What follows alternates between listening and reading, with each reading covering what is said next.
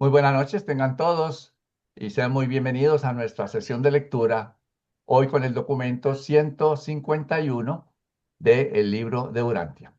Antes de iniciar, entonces coloquemos esta actividad en presencia de nuestro Padre.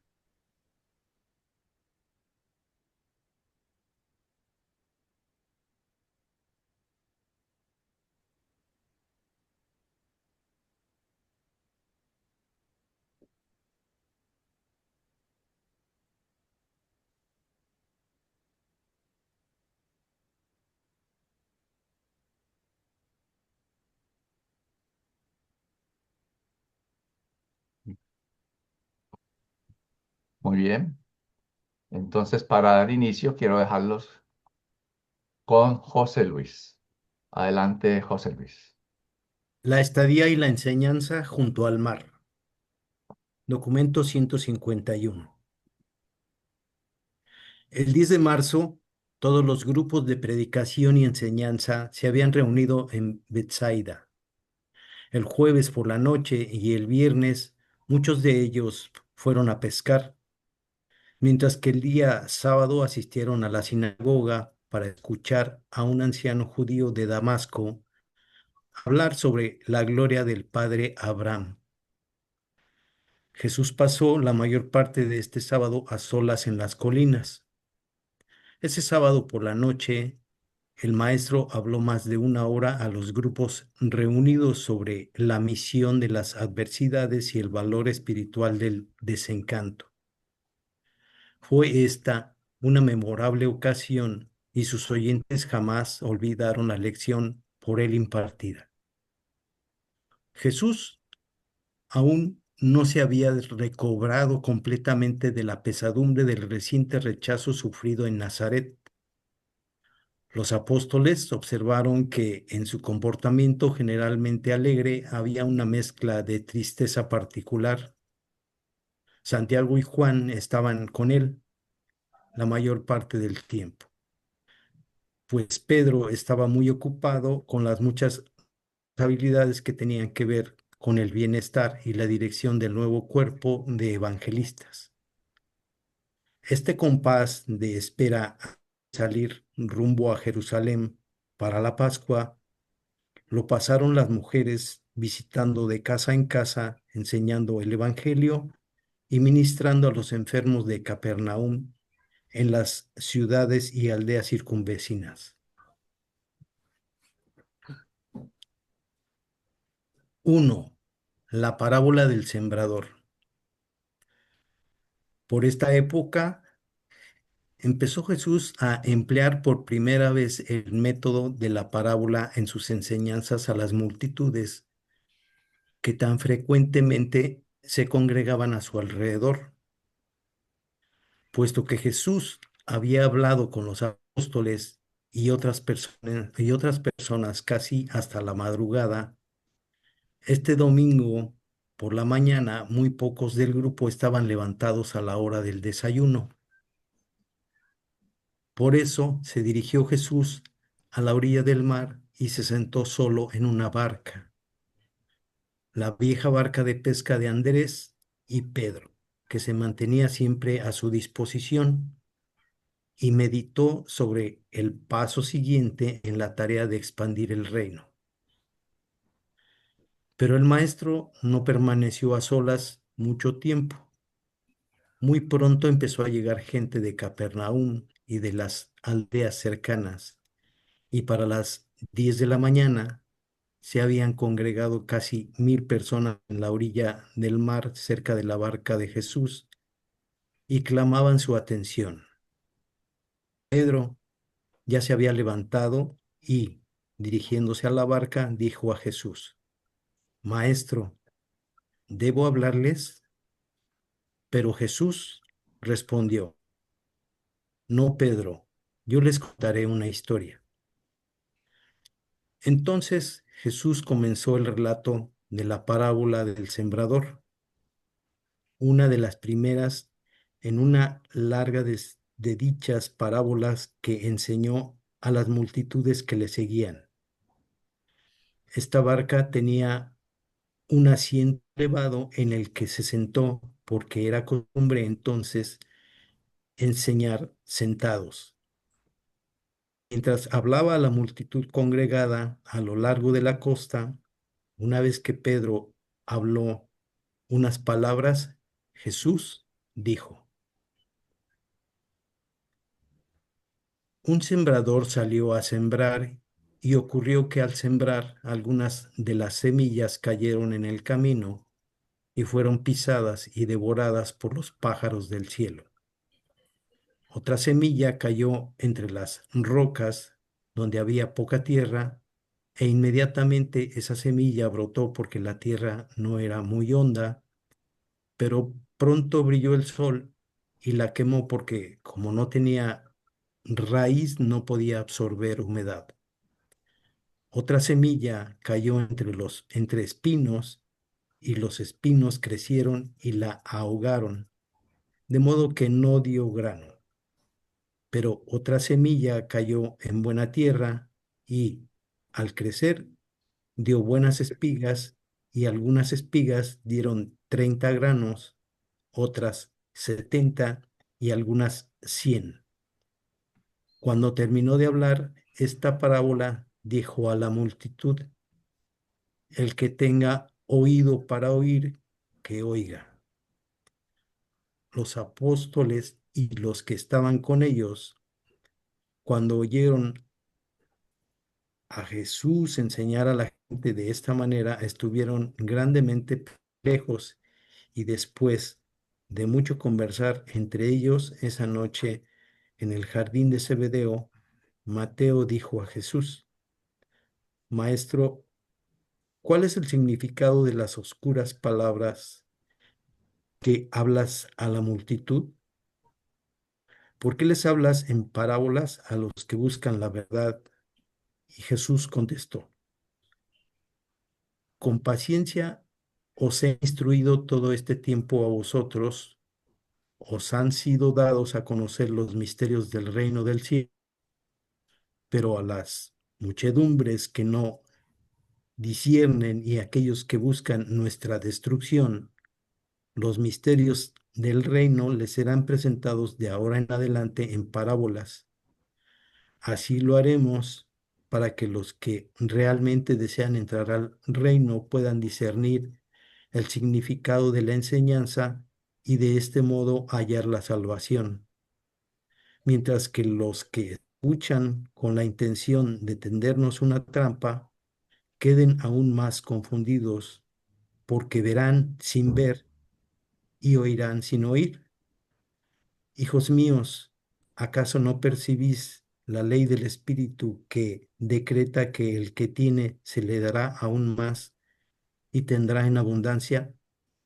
Pero al que no tiene, hasta lo poco que tiene se le quitará.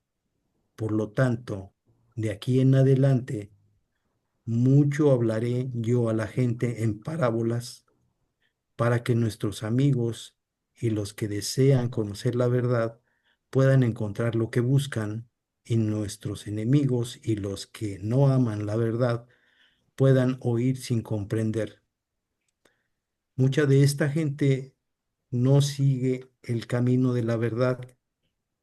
El profeta realmente supo describir todas estas almas sin discernimiento cuando dijo: porque engruesa el corazón de este pueblo y agrava sus oídos y ciega sus ojos, para que no discierne la verdad ni la entienda en su corazón. Los apóstoles no comprendieron plenamente el significado de las palabras del Maestro, mientras Andrés y Tomás siguieron conversando con Jesús. Pedro y los demás apóstoles se retiraron a otro jardín, a otra parte del jardín, y ahí se pusieron a discutir intensa y largamente.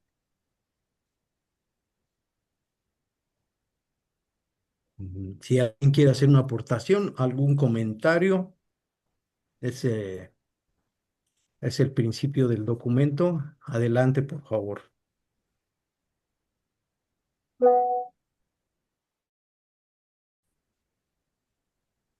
Y si no, le doy la palabra a Flor. Muchas gracias, José. Oh, ahí está Aníbal. Lo que Por pasa es que a favor. mí siempre me ha dejado pensando esto de que muchos son los llamados y pocos escogidos, y esta parábola también, porque muchos temen. En realidad, gran Ah, mayoría de las personalidades se pierden. Pues las oportunidades pues, para que una personalidad crezca y luego tenga alma y todas las cosas, eh, eh, la gran mayoría se pierde, o es solamente algunos, o no sé. ¿Ustedes qué dicen? ¿Cómo están Hermanitos, yo todos? creo que aquí ya cabe un poco el discernimiento de cada quien. Yo he escuchado, hermanitos, que apelan a la misericordia del Padre y pareciera que todos tenemos una oportunidad de algún modo. Por eso están los mundos de estancia, y todavía un momento de extensión de misericordia pudiera ser, pero también en otros textos te da a entender que no, que hay que comprometerse y que hay que tener disciplina y mucha. Entonces realmente es un poquito incierto, ¿no? Yo creo que eso pues lo vamos a ver allá en su momento, porque pareciera que sí, pero también pareciera que no. Entonces siento que no hay algo muy exacto en el libro en ese sentido. Esa es mi apreciación. Gracias. Claudio. Sí, decía, es mi modo de entenderlo, ¿eh? O sea, eh, para mí, o sea, el libro habla de abundante, misericordia para todas las almas. Entonces uno puede llegar a decir que quizás si uno no hizo demasiadas cosas malas, o sea, podrá ser merecedor de hacer el camino hacia lo que es el paraíso. Pero lo que seguramente debe suceder es que pocos serán los que se despierten al tercer día y otros tendrán que esperar mucho más. Pero eso es simplemente una opinión personal. Nada más, gracias. Sí, con respecto al comentario de Aníbal, la misericordia de nuestro Señor Padre es infinita y así como lo plantea Aníbal, también en el documento 100 habla de la exquisitez y la simetría de Micael de Nevadón. Y su invitación siempre fue, quien quiera que lo desee, que venga. Entonces, dentro de esas misma parábola que acabamos de ver, pues quien quiera escuchar, que escuche, y quien quiera ver, que vea. Me paso la voz a Flor, por favor. Muchas gracias, José Luis. Mi opinión al respecto es que el Padre es muy misericordioso y el Padre está esperando que todos nos salvemos. Nuestro mundo en especial tiene una situación en contra, que hubo una rebelión y nuestro príncipe planetario falló. Entonces, nuestro tema en gran medida es gran parte de ignorancia, pero hasta donde yo entendí, y es mi opinión personal, de acuerdo a mi entendimiento, es que solamente rechazando de manera constante, con plena conciencia y de manera continua al Padre, es como verdaderamente no trasciendes. De otro modo, como dijo Claudio, será el tercer día, será en una dispensación milenaria, dependerá del tiempo para despertar. Y el trabajo, obviamente, para vencer la falta de conocimiento o la falta de entendimiento, ello a unos les costará más trabajo, a otros menos. Y no será fácil, por supuesto, va a costar mucho trabajo aprender cómo es la voluntad del Padre. Pero mientras uno no vaya en contra del Padre, creo yo que la misericordia y el amor del Padre están por encima de todo. Esa es mi opinión personal. Bien, vamos a continuar. Dos, la interpretación de la parábola. Pedro y el grupo a su alrededor llegó a la conclusión de que la parábola del sembrador era una alegoría, que cada faceta contenía un significado oculto y decidieron ir donde Jesús y pedirle una explicación. Por lo tanto, Pedro se acercó al maestro diciendo, no podemos penetrar el significado de esta parábola y deseamos que nos la expliques. puesto que dices que se nos da para conocer los misterios del reino. Al oír estas palabras, Jesús le dijo a Pedro, Hijo mío, nada deseo ocultarte, pero primero, ¿por qué no me dices qué estuvisteis discutiendo? ¿Cuál es tu interpretación de la parábola? Después de un momento de silencio, Pedro dijo, Maestro, mucho hemos conversado sobre esta parábola y esta es la interpretación a la que yo llegué. El sembrador es el predicador del Evangelio. La semilla es la palabra de Dios. La semilla que cae al camino representa los que no comprenden las enseñanzas del Evangelio. Los pájaros que devoran la semilla que cayó sobre la tierra endurecida representan a Satanás o al diablo que roba lo que ha sido sembrado en el corazón de estos seres ignorantes. La semilla que cayó sobre las rocas y que creció tan prontamente representa a esas personas superficiales y no reflexivas que, al escuchar la buena nueva, reciben el mensaje con regocijo. Pero como la verdad no echa raíces verdaderas en su comprensión más profunda, su devoción dura poco cuando se enfrentan con las tribulaciones y las persecuciones. Al encontrar los obstáculos, estos creyentes tropiezan, se desvían por la tentación. La semilla que cayó sobre los espinos representa a los que oyen la palabra con mucha voluntad, pero permiten que los cuidados mundanos y el engaño de las riquezas ahoguen la palabra de la verdad, de modo que no da frutos. Pero la semilla que cayó en buena tierra y creció dando espigas de 30, 60 y 100 granos representa a los que, cuando oyen la verdad, la reciben en varios grados de apreciación, dependiendo de sus diversas dotes intelectuales, y así manifiestan estos distintos grados de experiencia religiosa.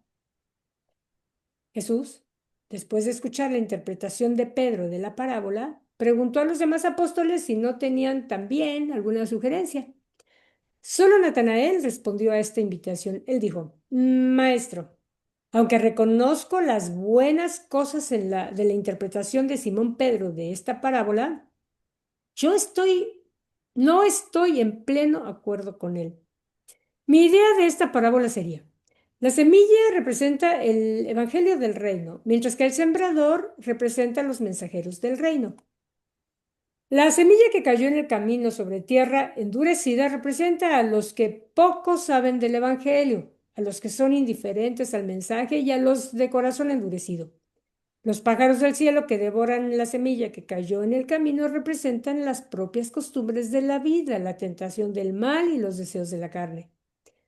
La semilla que cayó en las rocas representa esas almas emocionales que reciben la nueva enseñanza rápidamente y con igual rapidez abandonan la verdad cuando se enfrentan con las dificultades y realidades de vivir a la altura de esta verdad. Les falta percepción espiritual. La semilla que cayó entre los espinos representa a los que son atraídos por las verdades del Evangelio. Tienen la intención de seguir sus enseñanzas, pero el orgullo de vida, los celos, la envidia y las ansiedades de la existencia humana se lo impiden. La semilla que cayó en buena tierra, brotando hasta dar algunas espigas 30, otras 60 y otros 100 granos, representa los distintos niveles naturales de capacidad para comprender la verdad y responder a las enseñanzas espirituales según las diversas dotes de iluminación espiritual de los hombres y mujeres. Cuando Natanael terminó de hablar, los apóstoles y sus asociados entraron en una discusión seria y un debate sincero, sosteniendo algunos la exactitud de la interpretación de Pedro, mientras que prácticamente el mismo número defendía la explicación de Natanael de la parábola. Mientras tanto, Pedro y Natanael se habían retirado a la casa, esforzándose vigorosa y decididamente el uno para convencer al otro de que cambiara de opinión. El maestro dejó que esta confusión alcanzara su punto de expresión más intensa. Luego golpeó las manos y los llamó a que se acercaran. Cuando todos ellos estuvieron nuevamente reunidos a su alrededor, dijo, antes de que os hable sobre esta parábola, ¿tiene alguno entre vosotros algo más que decir? Después de un momento de silencio, Tomás habló. Sí, maestro. Deseo decir unas pocas palabras. Recuerdo que tú cierta vez nos dijiste que nos cuidáramos de esto mismo. Nos instruiste que, al usar ilustraciones en nuestra predicación, debemos emplear historias verdaderas y no fábulas, y que debemos seleccionar la historia que mejor se adapte a a la ilustración de una verdad central y vital que deseemos enseñar a la gente, y que, después de usar así dicha historia, no hemos de interpretar la aplicación espiritual de todos los detalles menores relativos al relato mismo. Sostengo que tanto Pedro como Natanael se equivocan en su intento de interpretar la parábola. Admiro la habilidad de ellos para hacer tales cosas, pero estoy igualmente seguro de que el intento de forzar una parábola natural a que arroje analogías espirituales en todos sus aspectos tan solo puede dar como resultado la confusión y una interpretación gravemente errónea del verdadero propósito de dicha parábola. El que yo tenga razón está plenamente comprobado por el hecho de que, aunque hace una hora nosotros estábamos todos de acuerdo, ahora estamos divididos en dos grupos separados que mantienen opiniones diferentes sobre esta parábola y sostienen dichas opiniones con tanta intensidad como para interferir, en mi opinión, con nuestra habilidad para aprender plenamente la gran verdad que tú tenías en mente cuando presentaste esta parábola a la muchedumbre y posteriormente cuando nos pediste que comentáramos sobre ella. Las palabras que habló Tomás tuvieron un efecto tranquilizante sobre todos ellos. Les hizo recordar lo que Jesús les había enseñado en ocasiones anteriores, y antes de que Jesús comenzara nuevamente a hablar, Andrés se puso de pie diciendo: Estoy persuadido de que Tomás tiene razón y me gustaría que él nos dijera qué significado le adjudica a la parábola del sembrador. Al indicar Jesús con un gesto a Tomás que hablara, él dijo: Hermanos míos, no querría prolongar esta discusión, pero si lo deseáis, diré lo que pienso, y es que esta parábola fue dicha para enseñarnos una gran verdad. Esa verdad es que nuestra enseñanza del Evangelio del Reino, independientemente de que nosotros ejecutemos nuestra comisión divina, fiel y eficientemente, encontrará grados variados de éxito, y que todas estas diferencias en los resultados se deben directamente a las condiciones inherentes a las circunstancias de nuestro ministerio, condiciones sobre las cuales prácticamente no tenemos control. Cuando Tomás terminó de hablar, la mayoría de sus hermanos predicadores estaba a punto de estar de acuerdo con él. Hasta Pedro y Natanael se estaban acercando para conversar con él, cuando Jesús se puso de pie y dijo: Bien hecho, Tomás. Has discernido el verdadero significado de las parábolas, pero tanto Pedro como Natanael os han hecho igual bien a todos, porque ilustraron tan plenamente el peligro que se corre al querer convertir mis parábolas en alegorías. En vuestro corazón podéis emprender frecuentemente y con beneficio de estos vuelos de la imaginación especulativa, pero cometéis un error si intentáis ofrecer vuestras conclusiones como parte de vuestra enseñanza pública. Habiendo ya desaparecido la tensión, Pedro y Natanael se felicitaron mutuamente por sus interpretaciones y, con la excepción de los gemelos Alfeo, cada uno de los apóstoles intentó hacer una interpretación de la parábola del sembrador antes de retirarse por la noche. Aún Judas Iscariote ofreció una interpretación muy plausible. Los 12 intentarían frecuentemente entre ellos interpretar las parábolas del maestro como lo harían con una alegoría, pero nunca más consideraron seriamente esas especulaciones. Fue esta una sesión muy benéfica, muy beneficiosa para los apóstoles y sus asociados, especialmente porque de ahí en adelante Jesús empleó más y más parábolas en sus enseñanzas públicas. Aquí termina este numeral, pero quiero repetir esto. Lo que dice aquí: Pero cometéis un error si intentáis ofrecer vuestras conclusiones como parte de vuestra enseñanza pública. Y yo les pregunto, y yo me pregunto, nos preguntamos, ¿cuántas veces nosotros, lectores, estudiantes del libro de Urantia, cuando estamos compartiendo el libro de Urantia con otros, hacemos más o menos algo así parecido? Y a veces creo que, bueno, esa es una gran lección. Creo que tenemos que tener más cuidado en no precisamente interpretar o dar lo que nosotros consideramos que es lo que debe ser, porque en realidad todos somos personalidades diferentes, todos captamos, discernimos, interpretamos de manera diferente. Entonces cada quien tiene su propia interpretación de todo lo que sucede, ¿no?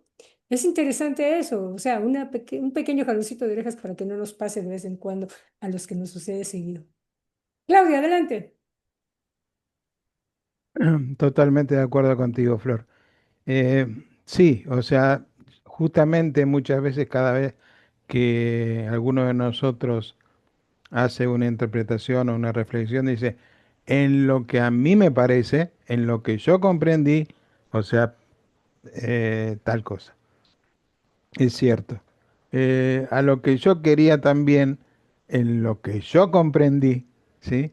La parte de las espinas, especialmente cuando vi ese dibujito, con esa semilla toda envuelta en un montón de arbustos, me dio la impresión de que ese es el caso cuando alguien, o sea, tiene eh, raíces de otra índole. Por ejemplo, una familia muy religiosa en otro tipo de enseñanza, ¿no?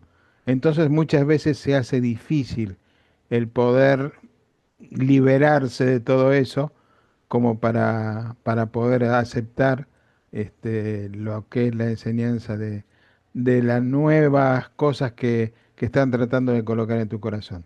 ¿No? ¿Cuántas veces escuchamos que tenemos primero que desaprender de todo lo que tenemos como raíz para luego entonces tener el vaso vacío y más fácilmente poder aceptar lo que es la palabra de Dios? Nada más, gracias.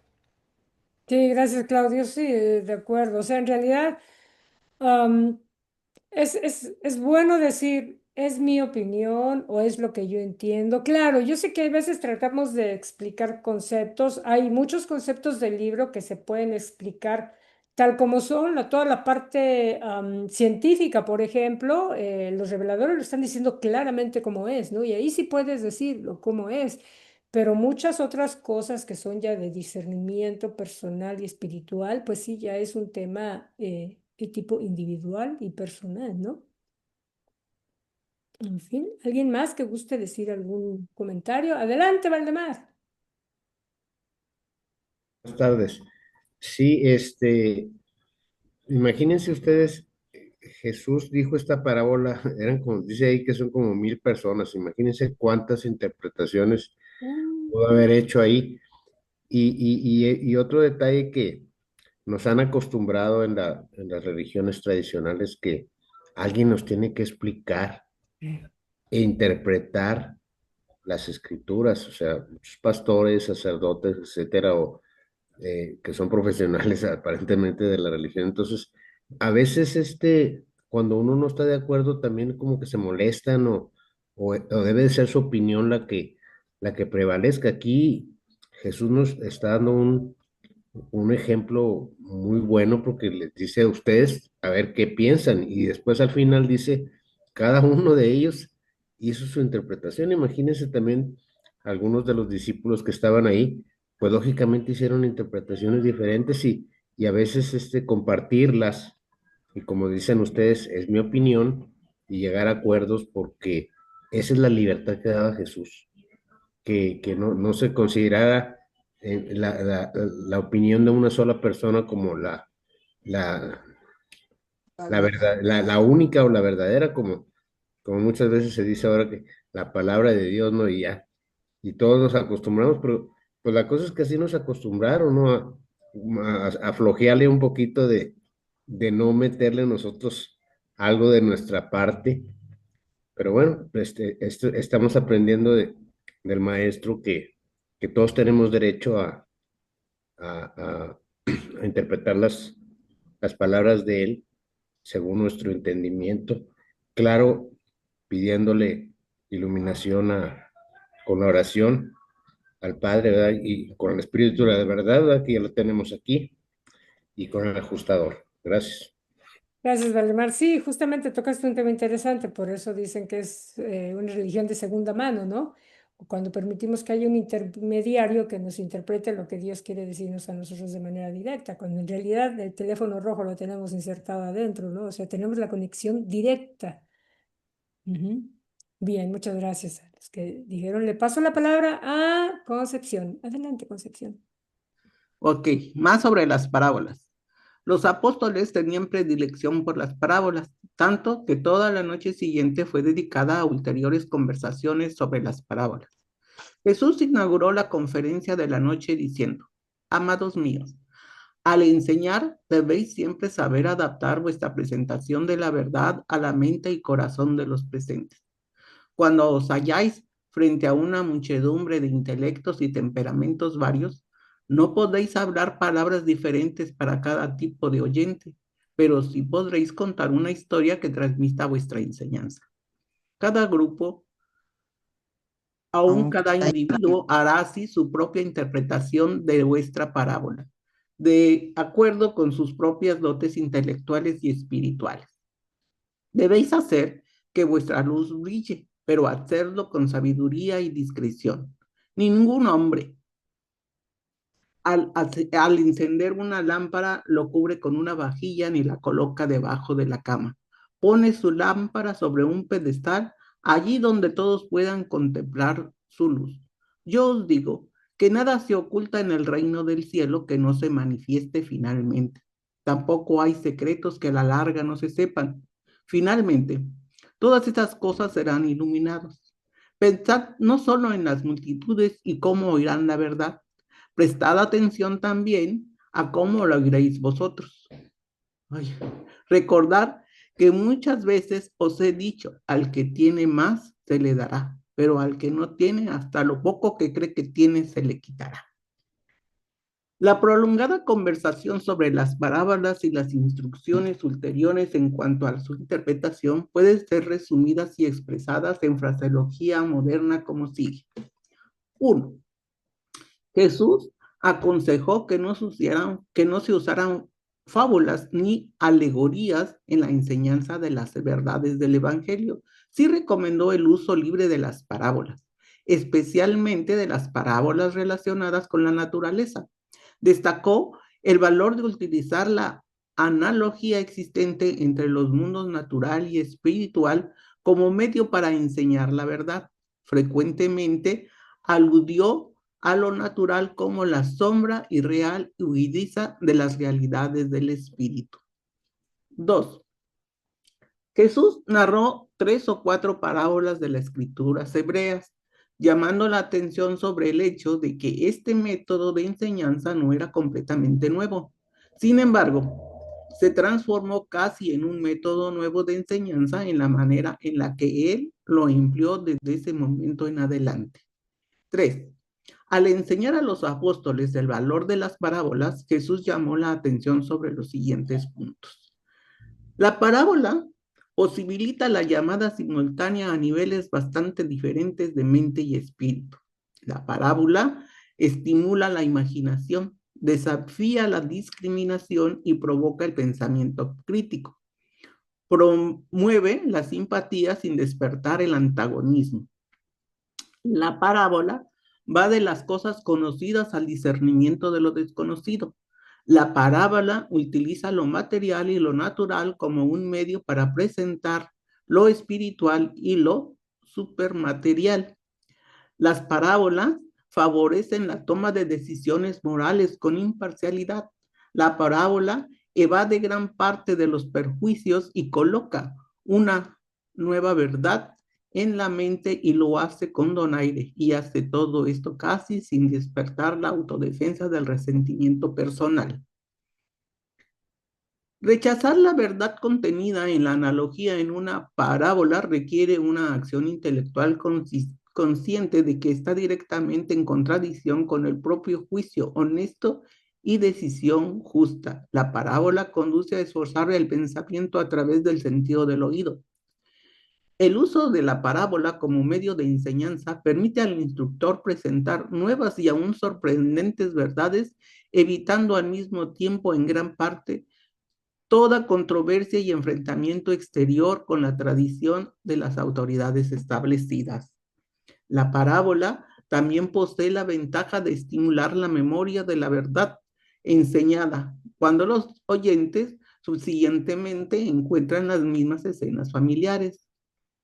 De esta manera, intentaba Jesús hacer que sus seguidores conocieran muchas de las razones por las cuales usaba cada vez más las parábolas en su enseñanza pública. Hacia el final de la lección de la noche, Jesús hizo su primer comentario sobre la parábola del sembrador. Dijo que la parábola se refería a dos cosas. Primero, era una revisión de su propio ministerio hasta ese momento y un pronóstico de lo que le ocurriría a él el resto de su vida en la tierra. En segundo lugar, también era una alusión a lo que los apóstoles, otros mensajeros del reino, podían esperar en su ministerio de generación en generación que pasara el tiempo. Jesús recorrió también al empleo de las parábolas para refutar lo mejor posible el esfuerzo premeditado de los jefes religiosos de Jerusalén, que enseñaban que toda su obra se efectuaba gracias a la ayuda de los demonios y del príncipe de los diablos.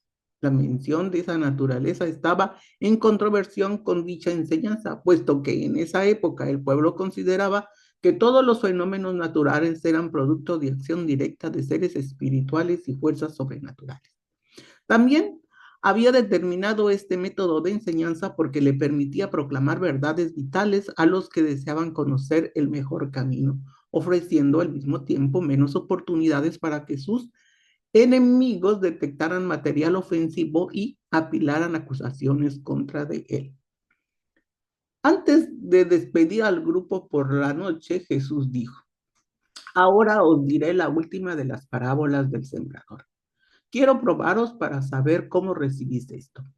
El reino del cielo es también como un hombre que echa buenas semillas sobre la tierra, y mientras dormía por la noche y hacía su trabajo durante el día, la semilla brotó y creció.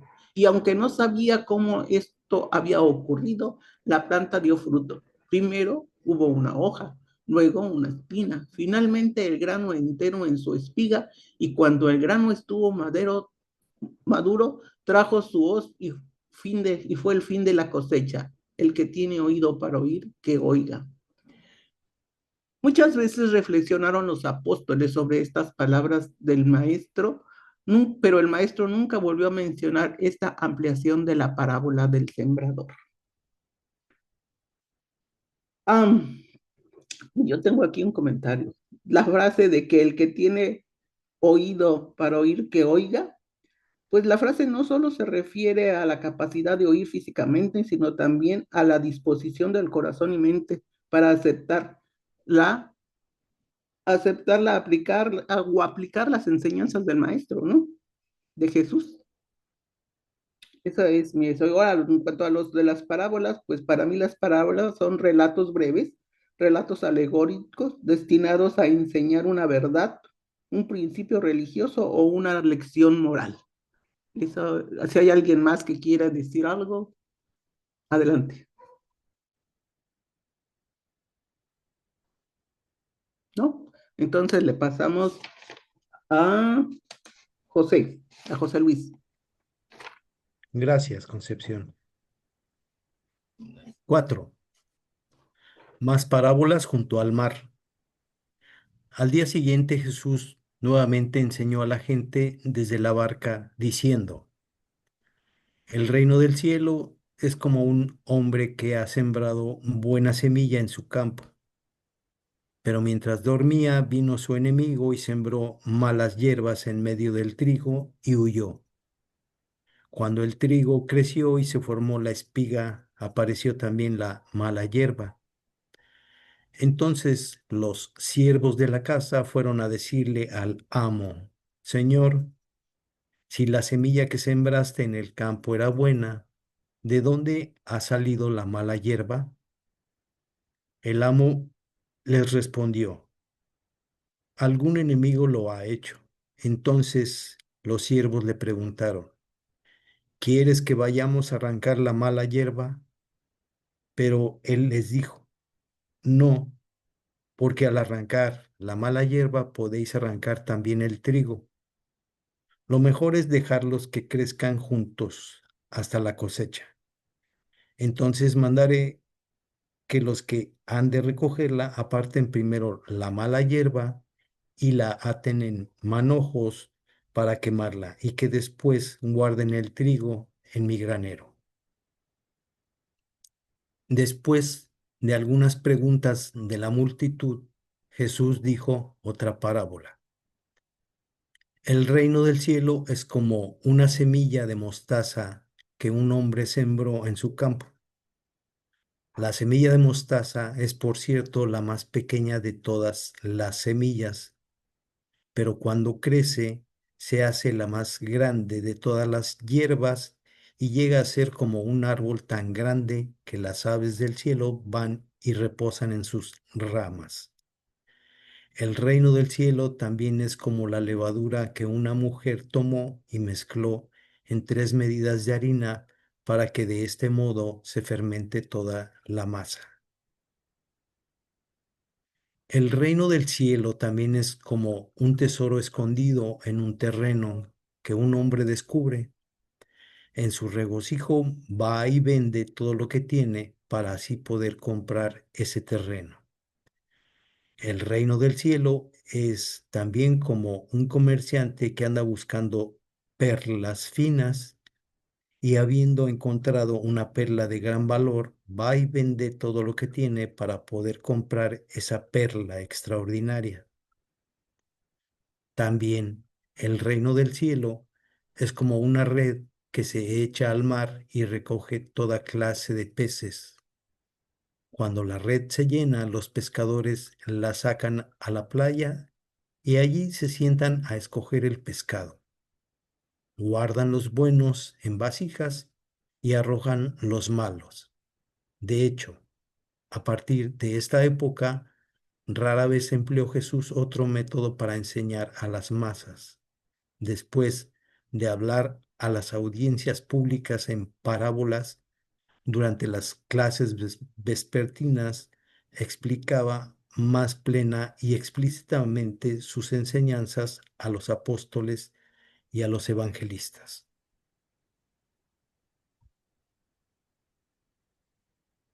Por eso es que yo creo que cuando Jesús empezó a utilizar las parábolas, aquellos que somos de un franco corazón a la espiritualidad, comprendemos más fácilmente el contenido y el significado de las parábolas que utiliza Jesús. Porque tanto fariseos o como saduceos o todos los enemigos de Jesús, al estar ensimismados por acabar con Jesús, por su forma de crear, pues de crear una forma de atacar a las autoridades de la iglesia, pues es más difícil para ellos entender las parábolas que para los que somos francos de corazón. Si alguien quiere hacer un comentario, por favor, si gustan, es el momento. Y si no, me parece que creo que vuelve a tomar el uso de la palabra Concepción. 5. La visita a Queresa. La multitud siguió creciendo a lo largo de esa semana. El sábado, Jesús se fue a las colinas, pero cuando llegó el domingo por la mañana, las multitudes volvieron. Jesús les habló por la tarde temprano después de la predicación de Pedro. Y cuando hubo terminado, dijo a sus apóstoles, estoy cansado de las multitudes, crucemos al otro lado para que podamos descansar un día. Al cruzar el lago, se toparon con una de esas violentas repentinas tormentas de viento características del mar de Galilea, especialmente en esta temporada del año. Esta extensión de agua está a unos 200 metros por debajo del nivel del mar, rodeada de altos acantilados, especialmente hacia el oeste. Hay gargantas empinadas que van del lago a las colinas. Durante el día, el aire caliente se eleva formando una bolsa sobre el agua. Después de la caída del sol, al enfriarse el aire, hay una tendencia de que el aire en las gargantas se lance sobre el lago. Estas oleadas se producen de golpe y a veces también se desvanecen en forma igualmente repentina. Así pues, uno de estos ventarrones vespertinos alcanzó la barca que llevaba a Jesús al otro lado del lago durante la tarde del domingo. La seguían 3 barcas con algunos de los evangelistas más jóvenes. Era una tormenta violenta, aunque limitada a esta región del lago, pues no había signos de tormenta en la orilla occidental. El viento era tan fuerte que las olas caían sobre la barca. El fuerte viento desgarró la vela antes de que los apóstoles pudieran enrollarla y solo dependían de los remos sobre los cuales se inclinaban, tratando esforzadamente de llegar a la orilla a poco más de 2 kilómetros de distancia. Mientras tanto, Jesús permanecía dormido en la popa, bajo un pequeño cobertizo. El maestro estaba cansado cuando partieron de Bethsaida y, para poder descansar un poco, les había ordenado que levantaran vela para cruzar al otro lado del lago. Estos antiguos pescadores remaban con fuerza y eran expertos, pero esta era una de las peores tormentas de viento que jamás habían encontrado. Aunque el viento y las olas sacudían la barca como si fuera un barquito de juguete, Jesús seguía durmiendo sin molestarse. Pedro estaba remando a la derecha, cerca de la popa. Cuando la barca empezó a llenarse de agua, dejó su remo y apresurándose a donde Jesús, lo sacudió vigorosamente para despertarlo, y cuando lo despertó, Pedro dijo: Maestro, ¿acaso no sabes que estamos en medio de una violenta tormenta? Si no nos salvas, pereceremos todos. Al salir Jesús en medio de la lluvia, miró primero a Pedro, luego escudriñó entre las tinieblas a los que remaban con esfuerzo, y nuevamente volviendo la mirada a Simón Pedro, quien en su agitación no había retornado aún a su remo, dijo: ¿Por qué tenéis tanto miedo todos vosotros? ¿Dónde está su fe? Paz, callaos. Apenas si acababa Jesús de pronunciar este reproche a Pedro y a los demás apóstoles, apenas si había alcanzado a ordenar a Pedro que se calmara, que aquietara su alma atribulada, cuando la atmósfera tormentosa, habiendo alcanzado su equilibrio, se calmó de pronto. Las olas ariadas casi inmediatamente se serenaron. Los oscuros nubarrones, habiéndose derretido en una lluvia, se desvanecieron y brillaron las estrellas en el cielo. Según podemos juzgar, esto ocurrió por pura coincidencia. Pero los apóstoles, particularmente Simón Pedro, nunca dejaron de considerar como un milagro de la naturaleza este episodio. Era especialmente fácil para los hombres de aquella época creer en milagros de la naturaleza, puesto que creían firmemente que toda la naturaleza era un fenómeno directamente controlado por las fuerzas espirituales y los seres sobrenaturales. Jesús explicó claramente a los 12 que sus palabras se habían dirigido al espíritu atribulado de ellos y a su mente sacudida por el terror, que no había mandado a los elementos que le obedecieran, pero fue en vano. Los seguidores del maestro siempre persistieron en interpretar a su manera todas estas coincidencias. Desde ese día en adelante, insistieron en pensar que el maestro poseía un poder absoluto sobre los elementos naturales. Pedro no se cansó nunca de proclamar cómo aún los vientos y las olas le obedecían a él.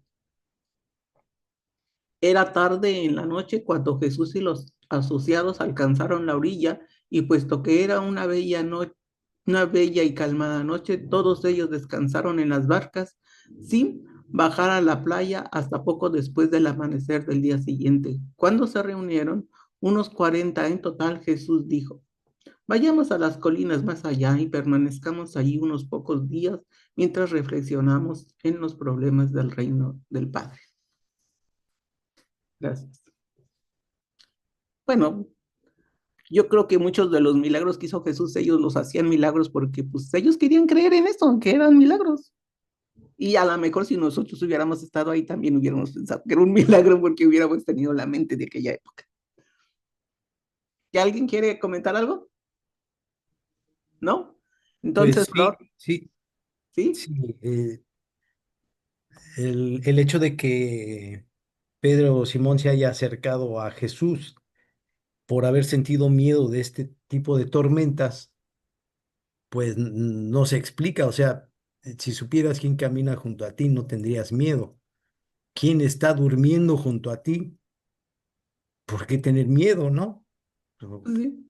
Así que, pues es algo como anecdótico que hizo por la desesperación que sintió Simón Pedro, pero sí, pues al fin y al cabo una anécdota, porque estando Jesús ahí durmiendo a un lado nuestro, pues qué miedo podemos tener.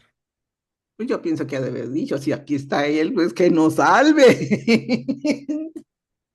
Era lógico, era una forma de pensar en antes. Sí, claro. Y Pedrito era así, muy Adelante, verdadero. Valdemar. Pues Además, eso de antes es muy relativo de también. antes, no, también hoy, Porque ¿verdad? ahorita en estos tiempos también mucha gente se Aterrado. basa en cosas incomprensibles que después la ciencia ya explica. Este, pues todavía hay mucha tendencia de eso, de los milagros, incluso personas que dicen que les sucedieron cosas y a veces la otra vez que platicábamos que fenómenos psíquicos o mentales, y tienen de repente una recuperación, pues muchas veces los atribuyen a milagros porque tenemos esa tendencia de esperar cosas extraordinarias y bueno, vamos avanzando yo creo que teniendo más en la seguridad de Dios y creyendo que su voluntad va a ser lo mejor, pues sí podemos seguir creyendo y pidiendo, pero sí, yo digo que todavía hay mucha tendencia de muchas personas de eso, en ese caso de los milagros, no nomás en esa época. Apenas llevamos 2000 años en que Jesús nos está diciendo esto. Nos falta un buen. Pues sí. Gracias. Flor, su turno.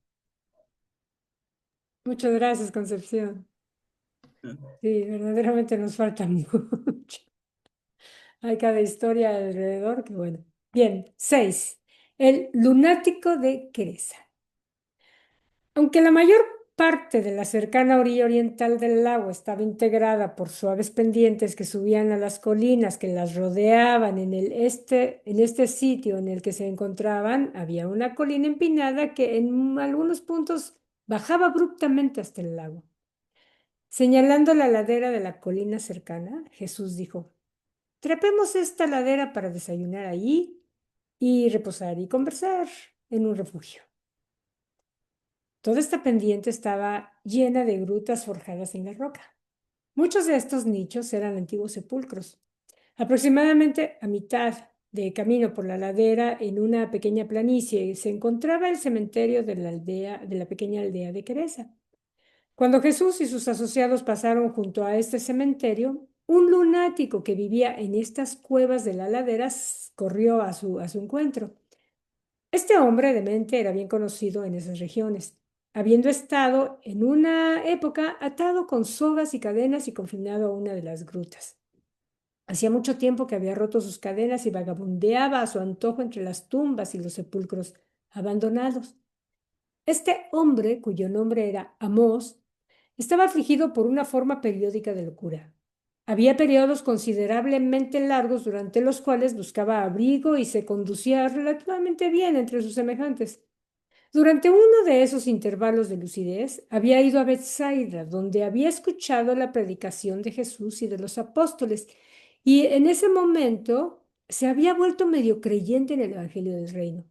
Poco después, Pero poco después, una etapa tormentosa de su enfermedad reapareció y huyó a las tumbas, donde gemía, gritaba a voz en cuello y se conducía de un modo que aterrorizaba a todos los que al azar pasaban por ahí.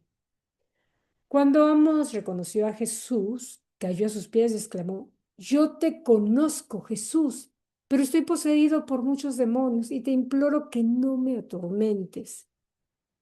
Este hombre creía verdaderamente que su aflicción mental periódica se debía al hecho de que, en los momentos de crisis, los espíritus malignos o impuros entraban en él y dominaban su mente y su cuerpo. Pero su trastorno era nada más que nada de carácter emocional. Su cerebro no estaba gravemente enfermo. Jesús, bajando la mirada al hombre agazapado como un animal a sus pies, se inclinó y tomándolo de la mano hizo que se pusiera de pie y le dijo: Amos, tú no estás poseído por ningún demonio. Ya has oído la buena nueva de que eres hijo de Dios. Te ordeno que salgas de este estado. Cuando Amós escuchó a Jesús hablar estas palabras, ocurrió tal transformación de su intelecto que inmediatamente se restableció su mente sana y el control normal de sus emociones. Ya para entonces se había congregado una muchedumbre considerable proveniente de la aldea cercana, y esta gente, además de un grupo de pastores de cerdos que venían de la meseta más arriba, se sorprendieron a ver al lunático sentado junto a Jesús y a sus seguidores, en posesión de su mente sana y conversando libremente con ellos. Mientras los pastores de cerdos se precipitaron a la aldea para comunicar la noticia de que el lunático había sido domado, los perros atacaron una pequeña manada de unos 30 cerdos que habían quedado sin atención y los empujaron hacia el precipicio de modo tal que la mayoría cayó al mar. Y este acontecimiento incidental, en relación con la presencia de Jesús y la curación supuestamente milagrosa del lunático, dio origen a la leyenda de que Jesús había curado a Amós echando de su ser a una legión de demonios, y que estos demonios se habían metido en una manada de cerdos, obligándolos a caer de cabeza por un precipicio hasta su muerte en el lago. Antes de que terminara ese día, este episodio fue transmitido a los 4 vientos por los pastores de cerdos, y la aldea entera lo creyó. Amós ciertamente creía en esta historia, pues bien había visto él a los cerdos caer de cabeza desbarrancándose por el precipicio momentos después de recobrar su lucidez, y siempre creyó que los cerdos se habían llevado a los mismos espíritus malos que durante tanto tiempo lo habían atormentado y afligido. Mucho tuvo esto que ver con el hecho de que su curación fue permanente. Es igualmente cierto que todos los apóstoles de Jesús, salvo Tomás, creyeron que el episodio de los cerdos estaba directamente relacionado con la curación de Amós. Jesús no consiguió el descanso que estaba buscando. La mayor parte de ese día estuvo asediado por los que vinieron en respuesta a la noticia de que Amós había sido curado y atraídos por la historia de que los demonios se habían escapado del lunático metiéndose en la manada de cerdos. Así pues, después de solo una noche de descanso, el martes por la mañana temprano, Jesús y sus amigos fueron despertados por una delegación de sus gentiles criadores de cerdos que venían a solicitarle que se fuera de la región. Les dijo el portavoz a Pedro y Andrés: Pescadores de Galilea, idos de aquí y llevaos a vuestro profeta. Sabemos que es un santo varón, pero los dioses de nuestro país no lo conocen y corremos el riesgo de perder muchos cerdos. Tenemos miedo de vosotros, por eso rogamos que os vayáis. Y cuando Jesús los oyó, le dijo a Andrés: Volvamos a nuestro lugar. Cuando estaban a punto de partir, Amós imploró a Jesús que le permitiese volver con ellos, pero el maestro no consintió. Le dijo Jesús a Amós: No olvides que eres hijo de Dios. Vuélvete con tu pueblo y muéstrales qué grandes cosas ha hecho Dios por ti. Amós anduvo contando a diestra y siniestra que Jesús había echado una legión de demonios de su alma atribulada y que estos malos espíritus se habían metido en una manada de cerdos arrastrándolos a una destrucción repentina, y no paró hasta no haber ido a todas las ciudades de la Decápolis declarando qué grandes cosas Jesús había hecho por él. Esta simpática lectura de esta vez fue por José Luis Flores, Concepción Aduna y una servidora, Flor Robles. Qué simpáticas son estas. Bueno, a mí me resultan simpáticas estas historias, ¿no? Conocerlas ahora. Ya sabemos que Jesús no echó ningunos demonios a los cerdos, pobres cerditos, sin tener vela en el entierro, desaparecieron del mapa. Bueno, ni modo, eso es lo que nos platican ahora. Adelante, Valdemar. Bueno, y aparte de eso, ya vimos la cantidad que era. No recuerdo a alguien que me pueda ayudar en qué evangelio viene, pero dice una cantidad más grande, como 1000, algo así. El que escribió el evangelio, no sé si alguien tenga el dato. O sea, aparte de que lo consideran como un milagro, fue una exageración, o sea, todavía le exageraron más el punto de esto, y este es una de las anécdotas más ocurridas de los predicadores y de los sacerdotes por la cuestión del miedo y de los demonios, y todo se mezcla ahí, y que Jesús expulsaba demonios, etcétera. Entonces, aquí estamos viendo que no fue así. Sucedió esa tragedia. Adelante, Mayrita. Dice en la Biblia que se menciona que unos 2000 cerdos se ahogaron en el mar después de que Jesús permitiera que los espíritus malignos entraran en ellos. Y se relata en los evangelios de Marcos, Mateo y Lucas. Bueno, y aquí vemos dos cosas diferentes. Una, el tema del número de los cerdos, ¿no? Y la otra, de acuerdo con lo que gracias, Mayrita, nos leíste, que fue Jesús el que echó los demonios, ¿no? Entonces ahí la revelación nos aclara dos hechos que, bueno, de aquí en adelante ya los tenemos como realmente nos dicen los reveladores que No, son. no había demonios, así de simple, no había demonios, era otro problema que tenía esta persona. Ujú. Ya, y los reveladores lo aclaran. Gracias. Bueno, le paso la palabra a, si no hay más comentarios, a Carlitos. Gracias, Flor. Sí, interesante realmente este documento y habría mucho que estudiar allí porque cada una de esas parábolas da para hacer un estudio intensivo de cada una de ellas realmente. Aquí las hemos leído pues realmente así por encima.